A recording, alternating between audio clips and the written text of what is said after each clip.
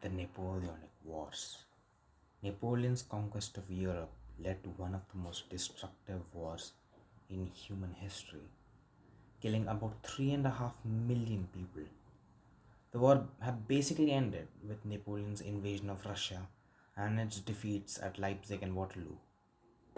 So, after the war, the big powers who had defeated France, the British, Austrians, Prussians, and the Russians, wanted to re establish the balance of power that had been destroyed by Napoleon. The resulting Treaty of Vienna became one of the most important events of history. So, what did this do? What were the changes that took place during the treaty? This is what we're going to look at in this video. Before the Napoleonic Wars, there was no country called Germany. It was an idea in the minds of the German speaking people. The region was divided between three major powers: the Austrian Empire, the Kingdom of Prussia, and the Holy Roman Empire, which was ruled by the Habsburgs of the Austrian Empire. For centuries, the presence of the Holy Roman Empire kept the region in relative stability. Then, in came Napoleon, who invaded the Holy Roman Empire, and after the victory at Austerlitz and the defeat of the Third Coalition, the Holy Roman Empire was dissolved in 1806, after which Napoleon created the Confederation of the Rhine. So, what happened to Germany after the Congress of Vienna?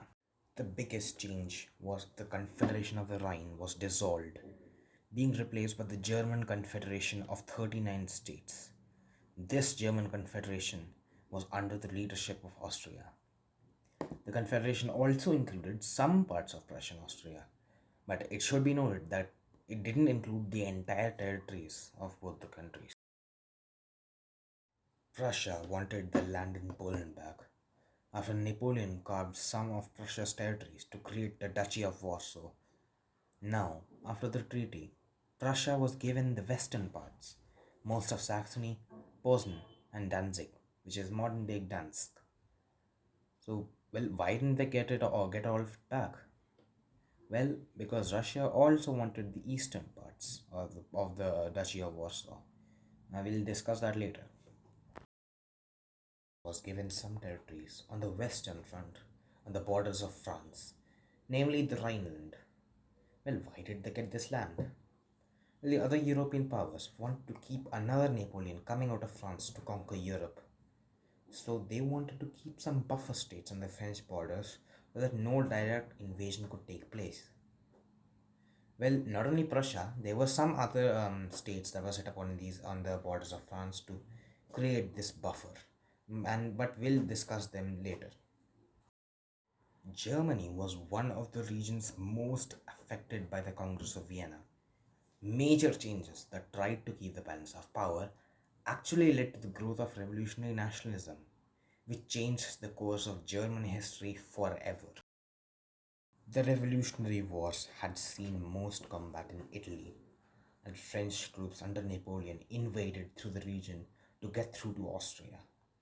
But obviously, Italy was a major part of the treaty, so let's break down the changes brought to Italy by the treaty. Austria regained control of the provinces of Tyrol and Salzburg. The northern Italian provinces of Lombardy and Venetia also came under Austrian control. Now, most of Germany and Italy was under Austrian dominance. Also, the Duchy of Modena, Reggio, and Mirandola, established by Napoleon, was given to Austria. The country, which was under the rule of the Pope, was re established in central Italy, with most of its territories intact after Napoleon invaded the region. The Kingdom of Sardinia, which later became the kingdom to unite Italy into a single country, was given Piedmont, Genoa, Nice, and Savoy. This bolstered the strength of the Sardinian economy and political power very much. The Bourbon king, Ferdinand IV, who was the king of Sicily, was instated as the king of Naples as well.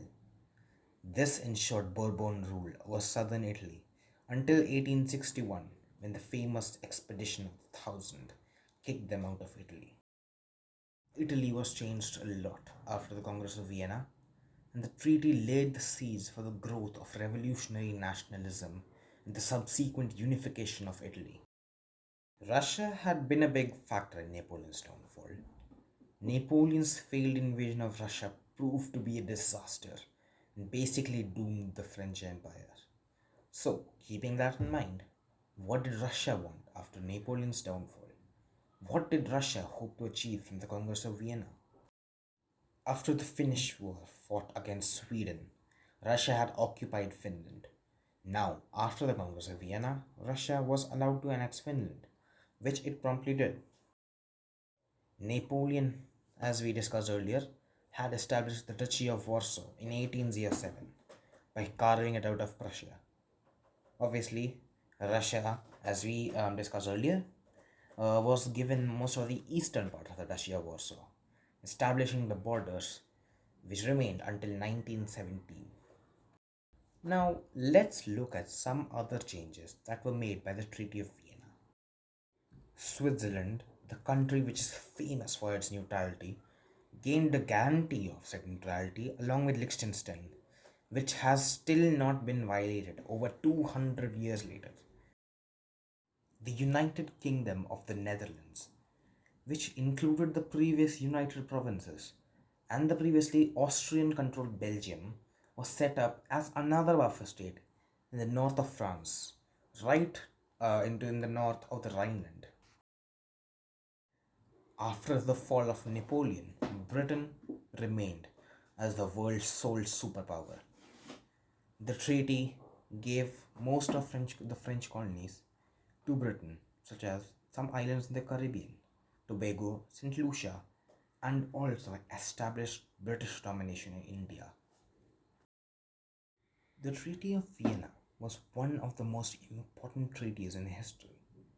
Although it was successful in keeping peace in Europe for about 40 years till the Crimean War, it was crucial in the rise of nationalism in Europe, the rise of revolutionaries, and the unification of Germany and Italy. The rise of conservatism and the resulting rise of nationalism finally resulted in the First World War. I hope you enjoyed the video. Thank you for watching.